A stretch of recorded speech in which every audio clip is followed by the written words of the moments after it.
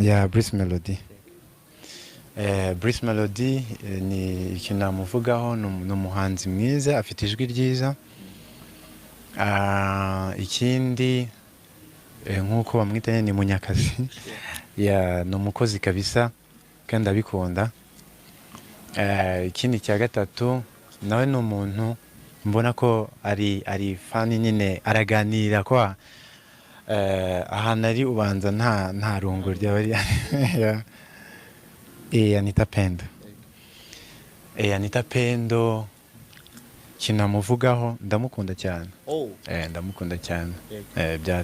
N'umugore wanjye noneho ubanza namukunze cyane kuri umugore wanjye yigeze kumbwira ngo uno mukobwa ndamukunze, sinzi ikintu mukundira.